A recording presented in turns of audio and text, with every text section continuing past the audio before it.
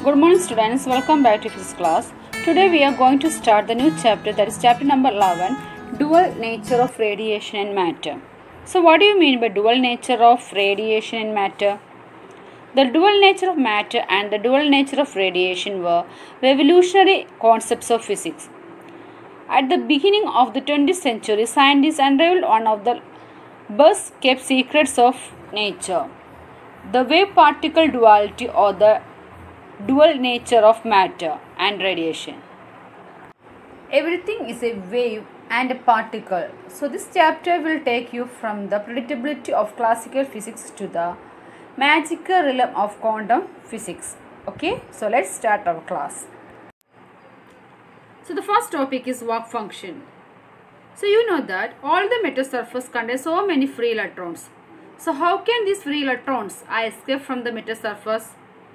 So here the minimum amount of energy required by an electron to just escape from the metal surface is known as work function of the metal. So what do you mean by work function of the metal?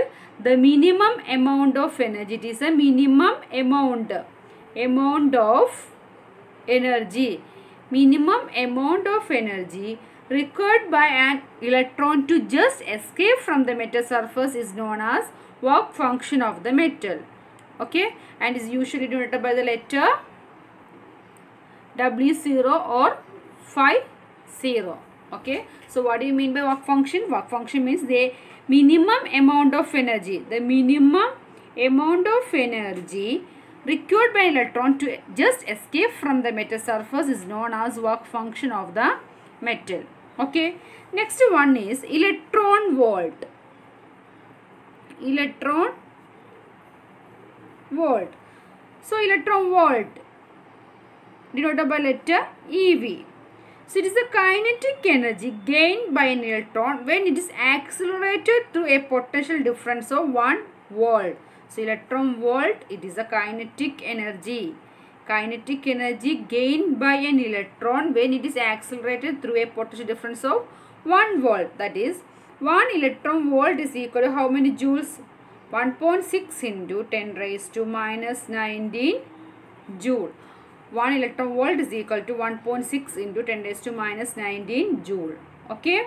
Then the work function of a metal is generally measured in terms of electron volt. So the work function can be measured by using a unit, we call it as electron volt. Then how can we define electron volt? It is the kinetic energy gained by an electron when it is accelerated through a potential difference of 1 volt. Okay. The next we have to discuss about different forms of electron emission. Okay. So mainly there are 4 forms of electron emission. The first one is thermionic emission. Okay. So first one is thermionic emission. Thermionic, thermal. What do you mean by thermal or thermionic? That means heat. Here electrons are emitted from the metal surface with the help of thermal energy. So thermionic emission means here the electrons are emitted or escaped from the metal surface with the help of which energy? Thermal energy. It is called as thermionic emission. Okay. The next one is field or cold cathode emission. Okay, so here the electrons are emitted from a metal surface by subjecting it to a very high electric field. So here how the electrons escape from the metal surface? Here we have to apply high electric field, then the electrons are escaped from the metal surface. Such type of emission we call it as field emission. Okay, the next one is photoelectric emission. Photoelectric emission. So here we have to use light energy. Electrons are emitted from a metal surface with the help of suitable electromagnetic radiation. That means light energy. Okay. So photoelectric emission means here the electrons are escaped from the metal surface with the help of a light energy, suitable electromagnetic radiation. Okay. The next one is, last one is secondary emission.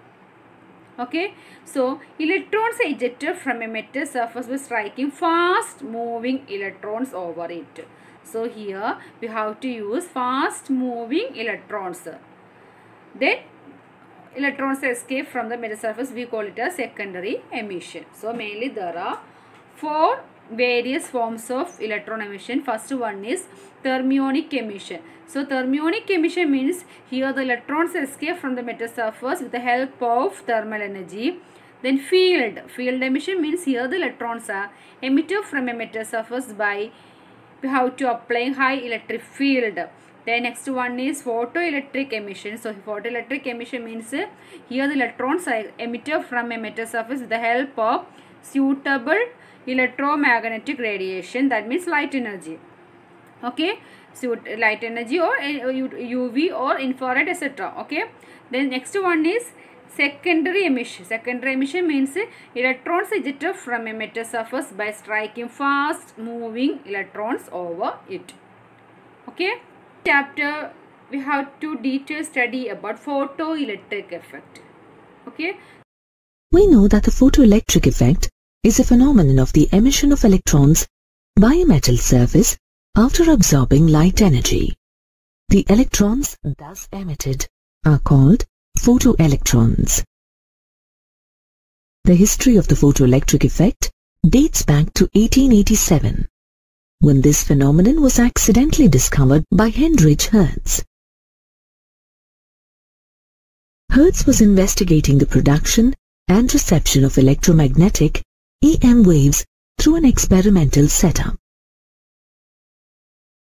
His setup consisted of a spark gap transmitter and a receiver in the form of a coil with the spark gap placed at some distance from the transmitter.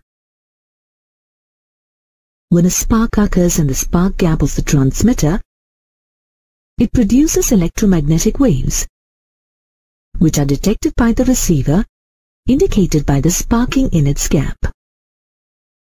To be able to see the spark better, he had placed the apparatus in a darkened box. However, to his surprise, Hertz observed that the maximum length of the spark was reduced when in the box. When he placed a glass panel between the source of the electromagnetic waves and the receiver, the glass panel absorbed ultraviolet radiation. This radiation had helped the electrons jump across the gap.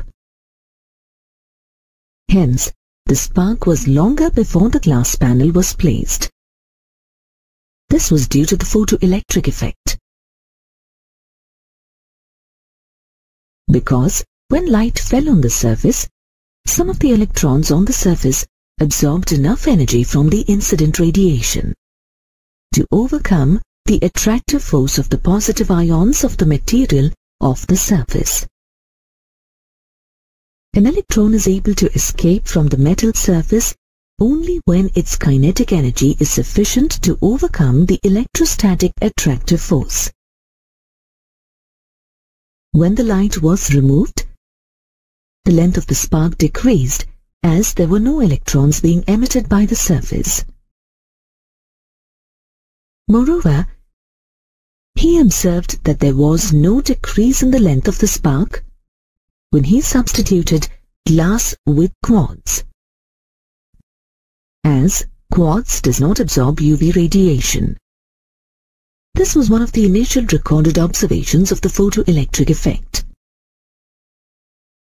During the period 1886 and 1902, two physicists, Wilhelm Hollwachs and Philipp Lenard, carried out a thorough investigation of the photoelectric effect phenomenon.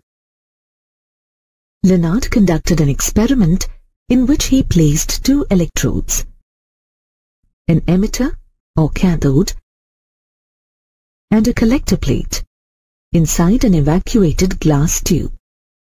He connected the collector plate to the cathode by a wire through a sensitive ammeter to measure any current in the circuit. He then allowed ultraviolet radiation to fall on the cathode or emitter plate. As soon as the ultraviolet radiation fell on the cathode, a current flowed in the circuit. which was measured by the ammeter. He also observed that as soon as the ultraviolet radiation was stopped, the current also stopped flowing in the circuit. It was evident from the experiment that as soon as ultraviolet radiation falls on a cathode plate, it emits electrons. These electrons are attracted by the positive collector plate and start flowing towards the collector plate. As a result of the flow of electrons inside the glass tube, an electric current is observed in the external circuit. Further studies of this phenomenon were carried out by Wilhelm Hallwachs through a very simple experiment. He mounted a clean, circular, negatively charged zinc plate on an insulating stand and connected it by a wire to a gold leaf electroscope. He observed that when ultraviolet radiation was incident on the negatively charged zinc plate, it lost its charge. Also, he repeated the experiment by replacing the negatively charged zinc plate with an uncharged zinc plate. The uncharged zinc plate became positively charged when ultraviolet radiation was incident on it. Moreover, using a positively charged zinc plate in the same experimental setup further enhanced the positive charge of the already positive charged zinc plate. From the various observations of his experiment, Hallwachs concluded that negatively charged particles were emitted from the zinc plate under the action of ultraviolet light. Hallwachs and Lenard also observed that no electrons were emitted by the surface when the frequency of light was less than a certain minimum value. This minimum frequency of incident light, below which no photoelectrons are liberated from the metal surface, is known as the threshold frequency or work function. Threshold frequency depends on the nature of the metal surface. Certain metals such as zinc, cadmium, and magnesium respond only to ultraviolet light, as they have short wavelength and a high work function.